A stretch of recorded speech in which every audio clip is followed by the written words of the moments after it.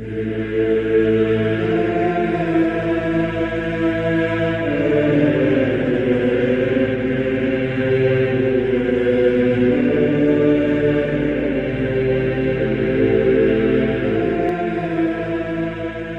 bir düşünün. Elinizde 3000 yıl önce pişirilmiş bir kil tablet var. Ağır, kırılgan, toprak kokuyor. Üzerinde keskin bir çubukla çizilmiş işaretler var. Çivi yazısı. Ve o işaretler size kelimesi kelimesine şunu söylüyor. Bir tanrı konuştu. Bir insan duydu. Bu söz yazıya geçirildi. Ve bu söz o günden bu yana milyarlarca insanın hayatını şekillendirdi. Şimdi durun. Bir adım geri çekelim.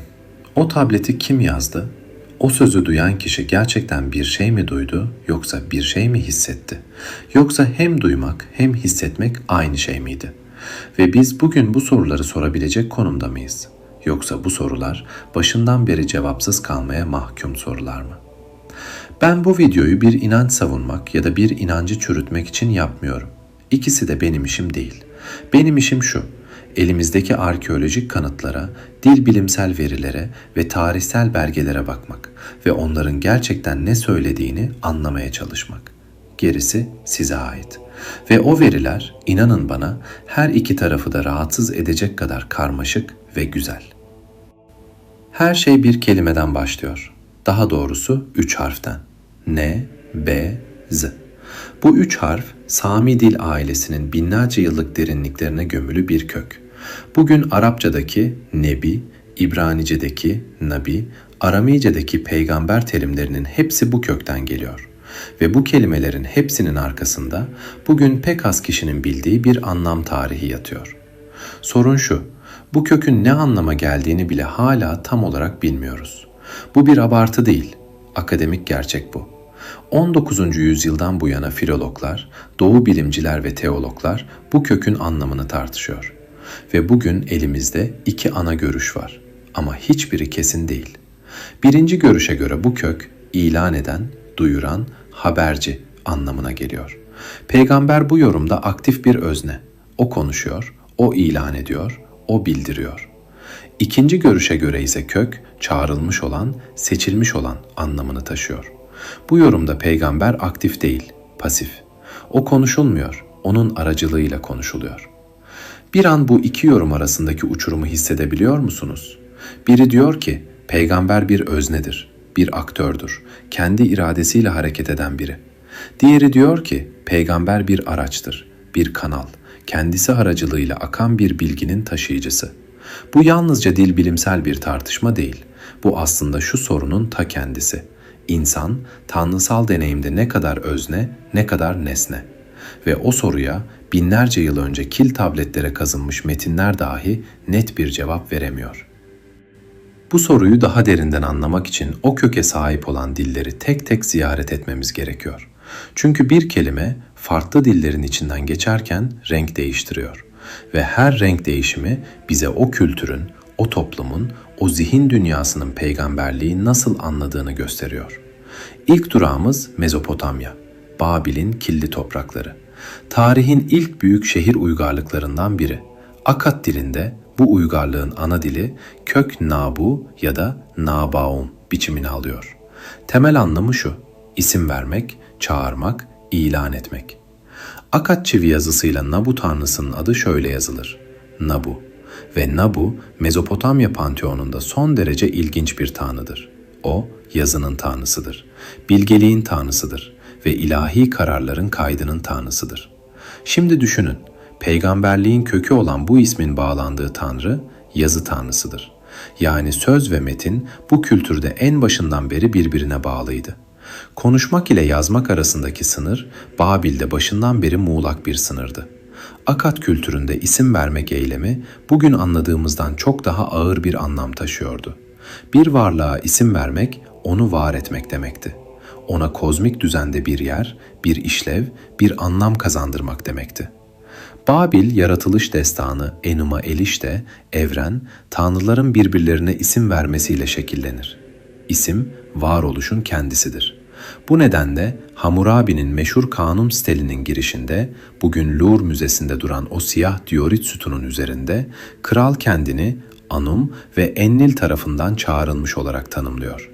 Bu siyasi bir retorik midir? Belki.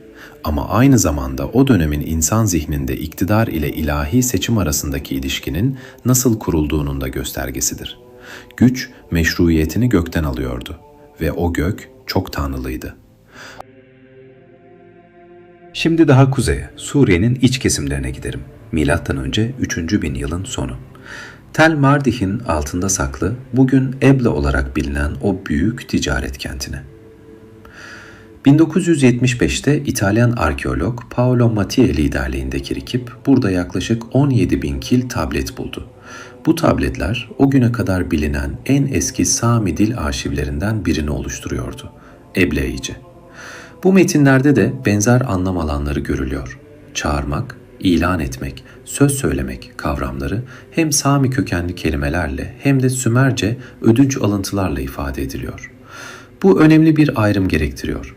Sümerce, Sami dil ailesine ait değil. O tamamen farklı bir dil. Yani bu iki dilin benzer kavramları paylaşması ortak bir kökenden değil, ortak bir yaşam alanından geliyor.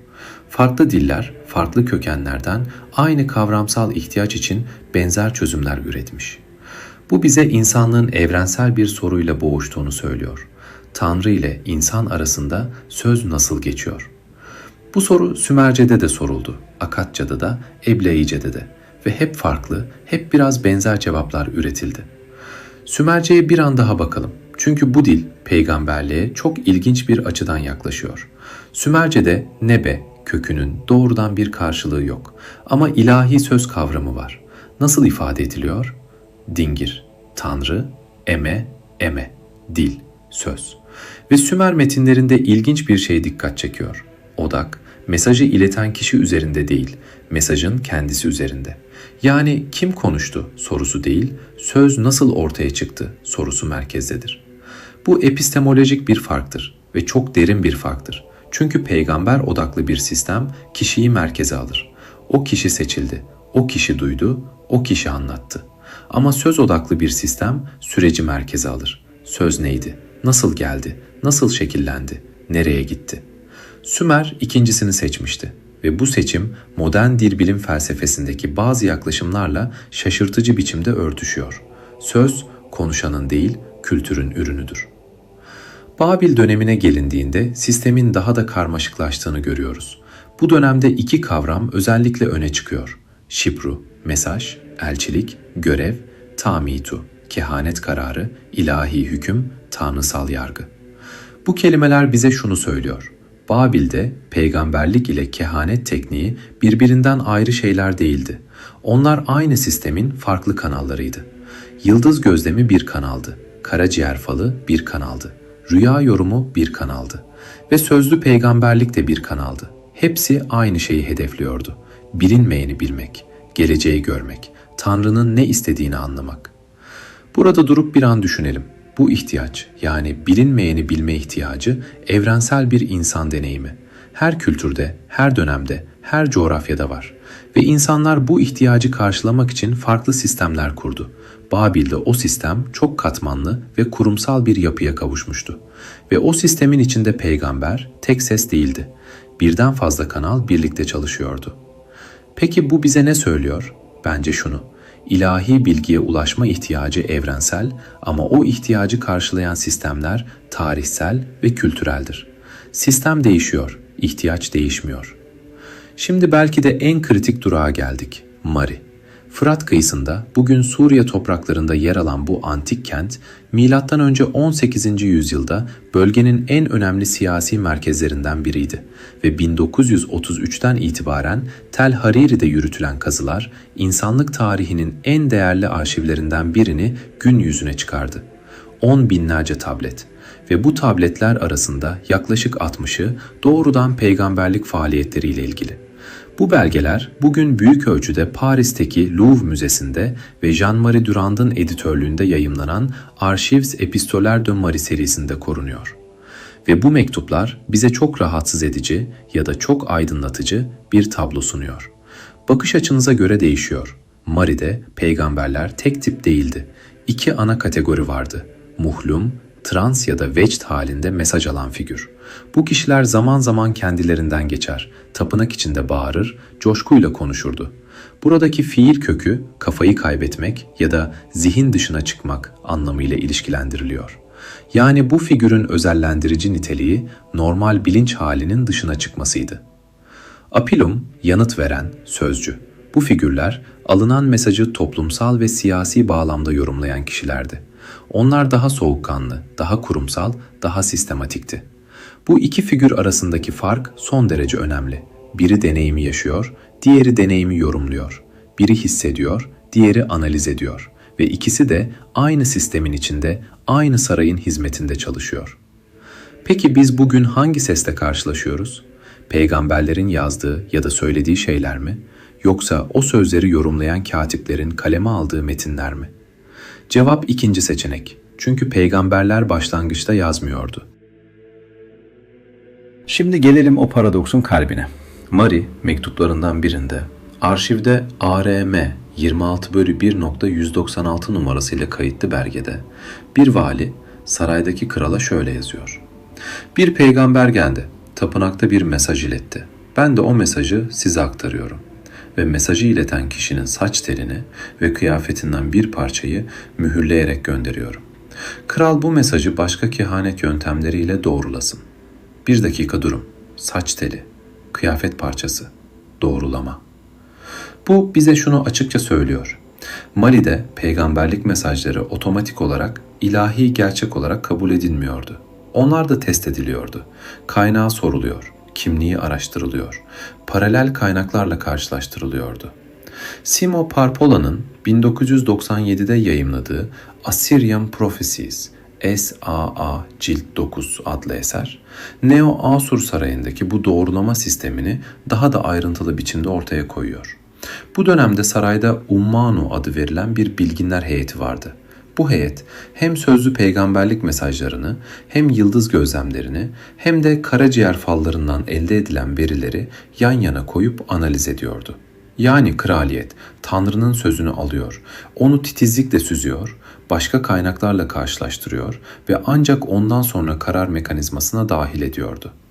Şimdi size bir soru sormam gerekiyor ve bu soruyu ne iman etmenizi ne de iman etmemenizi sağlamak için sormuyorum. Sadece düşünmenizi sağlamak için soruyorum. Eğer ilahi sözü alan sistemi kuranlar bizzat o sözü test ediyorsa, sorguluyor ve filtreliyorsa, o zaman nihayetinde ortaya çıkan ilahi hüküm ne kadar tanrısal, ne kadar insansal? Bu soruyu yanıtlamaya çalışmak yerine şimdi başka bir katmana geçelim. Çünkü işin teolojik boyutunu daha da karmaşık hale getirecek bir gerçekle yüzleşmemiz gerekiyor. Bu sistem başından beri tek tanrılı değildi. Bu cümleyi okurken rahatsız olduysanız anlıyorum. Ama bu bir görüş değil, bu belgelerden çıkan bir veri. Mali, Ansur ve Babil kaynaklarında peygamberler farklı tanrılar adına konuşur.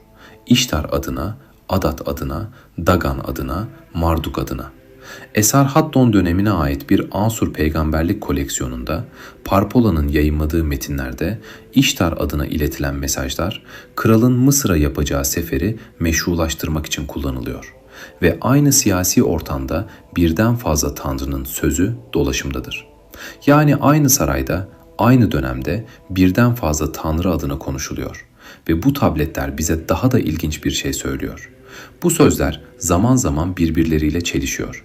Farklı tanrılar adına konuşan farklı peygamberler birbirinden farklı şeyler söylüyor ve saray bu çelişen sesler arasında hangisine inanacağına ya da daha doğrusu hangisini kullanacağına karar vermek zorunda. Bu çok tanrılı zeminden tek tanrılı bir çerçeveye geçişin izlerini en somut biçimde bir yazıtta görüyoruz. 1967 yılında Ürdün'deki Deir Alna'da bir arkeolojik kazı sırasında sıva üzerine yazılmış bir metin bulunuyor. Kırık, dağınık parçalardan oluşan bu metin, Joe N. Hackett'ın 1984'te yayımladığı The Balaam Text from Deir Allah adlı çalışmasıyla akademik dünyaya kazandırılıyor. Metin, Balaam adlı bir figürün vahiylerini anlatıyor. Bu isim eski ahitte de geçiyor. Sayılar kitabında Balaam, İsrail'e lanet okumak üzere çağrılan ama sonunda onları kutsayan bir kahindir.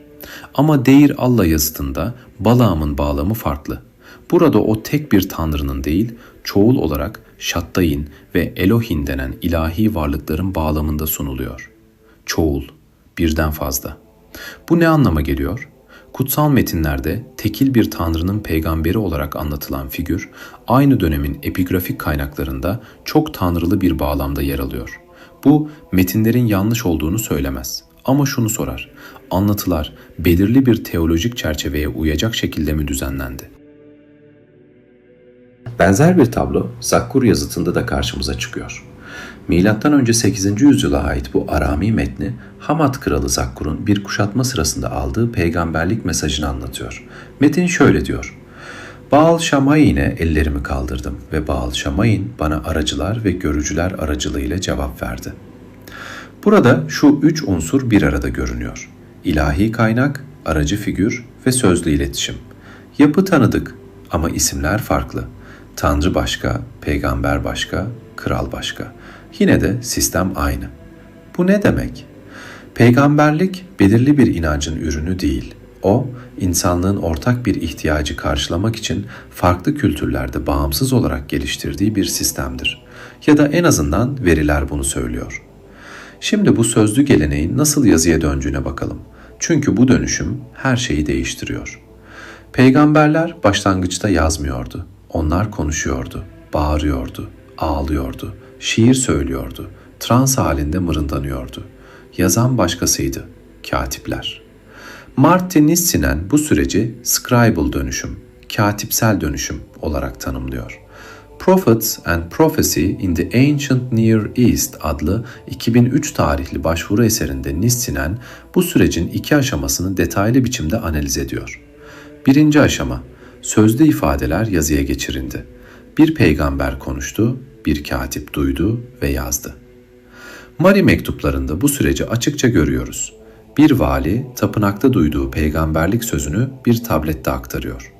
İkinci aşama, bu yazılı metinler yeniden düzenlendi. Farklı bağlamlara uyarlandı. Birden fazla mesaj bir araya getirildi, seçildi, sıralandı ve sistematik koleksiyonlar oluşturuldu. Asur arşivlerindeki peygamberlik koleksiyonları bunun en açık örneği. Şunu düşünün, bir insanın trans halinde söylediği sözler bir katibin süzgecinden geçiyor. O katip bazı şeyleri yazıyor, bazılarını yazmıyor. Sonra başka bir katip ya da editör bu metni alıyor ve onu yeniden düzenliyor. Belki bazı cümleleri çıkarıyor, bazılarını ekliyor, bazılarını değiştiriyor. 100 yıl sonra başka biri bu metni daha geniş bir koleksiyona dahil ediyor. Ve biz bugün bu zincirin nihayetindeki ürünü okuyoruz. O halde şu soru kaçınılmaz. Bugün elimizdeki metinler peygamberin sesini mi taşıyor yoksa o sesi işleyen, düzenleyen ve aktaran insanların sesini mi? Bu soru ikisi arasında seçim yapmamızı istemiyor. Belki de cevap her ikisi de. Ama biz hangi katmanın nerede bitip diğerinin nerede başladığını bilemiyoruz. İbranice'ye gelince tablo daha da ilginçleşiyor. Bu dilde kök, nabi biçimini alıyor. Ama İbrani peygamberlik geleneğinin Mezopotamya geleneğinden en temel farkı şu. Peygamber burada zaman zaman iktidarın karşısında duran bir figüre dönüşüyor. Mezopotamya'da peygamberler neredeyse her zaman iktidarı destekliyor, savaşları meşrulaştırıyor, sarayı onaylıyordu. İsrail geleneğinde ise tersine dönen bir şey var. Amos, Tekoalı bir çoban, saray başrahibine yüzüne karşı diyor ki, ben ne peygamberim ne de peygamber oğluyum. Ben bir çobandım ve Tanrı beni sürünün ardından aldı. Bu sahneyi düşünün.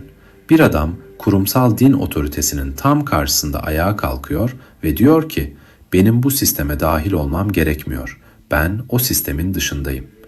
Ama yine de bir şey söylemek zorundayım. Bu, peygamberliğin içinde derin bir gerilimi barındırdığını gösteriyor.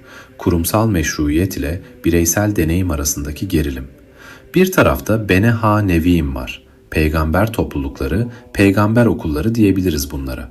Bunların varlığı peygamberliğin kısmen öğrenilebilir ve aktarılabilir bir pratik olduğunu söylüyor. Diğer tarafta Amos, Yeremya, Hezekiel var. Kurumun dışından gelen, bazen o kuruma direnen figürler. Hangi peygamber daha gerçek? Bu soru antik dünyanın insanlarını da rahatsız ediyordu ve o rahatsızlık tam da sahte peygamber kavramının doğmasına yol açtı. İbranice'de bu fenomeni tanımlamak için kullanılan 3 farklı kelime var. Nabi, ilan eden ya da çağrılmış olan, roe, gören, vizyon sahibi, hoze, sezgisel olarak izleyen, sahneyi gören. Bu 3 terimin bir arada var olması, peygamberlik işleminin İbranice düşünce dünyasında bile tek bir kategoriye sığmadığının kanıtı. Sistem içinden bile tek bir tanım çıkmıyor. Toplumsal cinsiyet meselesine hiç değinmeden geçmek olmaz. Çünkü bu konu peygamberliğin kurumsal yapısı hakkında çok şey söylüyor. Peygamberlik, antik dünyanın en kapsayıcı kehanet biçimlerinden biridir. En azından cinsiyet açısından. Mari arşivlerinde kadın muhlutumlar önemli bir yer tutuyor. Asur'da Raggintu adı verilen kadın peygamberler kayıtlıdır. İbranice kutsal metinlerde Miryam, Debora ve Hulda açıkça peygamber olarak anılıyor. Ve Hulda'nın hikayesi özellikle dikkat çekici. Kral Yoşya döneminde, Krallara göre 2. kitap bölüm 22'de tapınakta bir metin bulunuyor. Bu metnin orijinal bir vahiy olup olmadığını belirlemek için kahinler ve saray yetkilileri kime danışıyor? Hulda'ya, bir kadına. Ve Hulda metnin otantikliğini onaylıyor. Bu sahneyi bir an gerçekten düşünün. Bir metnin ilahi olup olmadığına bir insan karar veriyor. Hem de bu insanın bu yetkiyi hangi kaynaktan aldığı hiçbir yerde açıkça belirtilmiyor. Yetki nereden geliyor? Kurumdan mı? Deneyimden mi? Toplumsal kabulden mi? Arapçaya gelindiğinde kök yaşamaya devam ediyor ama anlam odağı kayıyor. Nebe, haber, bilgi, önemli bir şeyin duyurusu. Nebi, peygamber artık tamamen kurumsal ve teolojik bir anlam. Buradaki dönüşüm küçük görünüyor ama derin. Önceki dönemlerde ön planda olan çağırmak ve çağrılmış olmak eylemi yerini haber vermek anlamına bırakıyor. Odak deneyimden içeriye kayıyor. Kim hissetti sorusu değil, ne söyledi sorusu öne çıkıyor. Bu değişim kavramın daha sistematik, daha hukuki, daha metinsel bir çerçeveye otururken geçirdiği dönüşümün işareti. Aramice ve Süryanice'de de kök varlığını sürdürüyor. Burada peygamber ilahi sözün taşıyıcısı olarak tanımlanıyor. Önceki dönemlerin aktif pasif gerilimi arka plana çekiliyor ve figür daha sabit, daha kurumsal bir dini role oturuyor. Şimdi coğrafyamızı genişleterek bu sistemin yakın doğu sınırlarının dışına nasıl taştığına bakalım. Antik Yunan'da Delphi ve Dodona oraküllerine bakın. Delphi'de Pitya adı verilen kadın kahin, Apollon tapınağında bir kayadan çıkan gazlar ya da başka etkenler sonucu trans haline giriyor ya da en azından kaynaklar bunu böyle aktarıyor. O konuşuyor, bağırıyor, mırıldanıyor. Yanında oturan kahinler ise bu sözleri düz ya da şiirsel bir forma sokup danışanlara iletiyordu. Yapıyı tanıdınız mı? Geçen videoda şaman, kahin, peygamber, orakul bu figürlerin hepsinin aynı ihtiyacı farklı kültürlerde karşıladığını gördük. İlahi kaynak, trans halindeki aracı, sözleri düzenleyen katip, kurumsal otorite. Farklı kıta, farklı dil, farklı tanrı ama yapı aynı. Bu tesadüf değil. Bu, insanlığın aynı soruya farklı kültürlerde verdiği benzer cevapların şeklidir. Bütün bu dilleri, bütün bu tabletleri, bütün bu yazıtları bir araya getirdiğimizde ortaya çıkan resim hem büyüleyici hem de baş döndürücü. NB kötü hiçbir dönemde tek ve değişmez bir anlam taşımadı. Akkad'da isim verme ve ilan etmeydi. Emar'da ritüel ve coşkulu bir çağrıydı. Ugarit'te ilahi meclisin kararını duyurmaydı. İbranice'de hem ilan eden hem çağrılmış olan arasında gerilen bir gerilimdi. Arapçada habere dönüştü. Aramice'de ilahi sözün taşıyıcısı oldu. Ve her dönüşümün arkasında bir tarihsel süreç vardı. Bir siyasi ihtiyaç vardı. Bir kurumsal tercih vardı. Bir kültürel baskı vardı. Peygamberlik sabit ve evrensel bir kategori olarak gelmedi bize. O zaman içinde şekillendi. Farklı kültürlerde farklı biçimler aldı. Yazıldı, düzenlendi, seçildi, aktarıldı. Ve her aktarım aşamasında insan eli biraz daha içine girdi.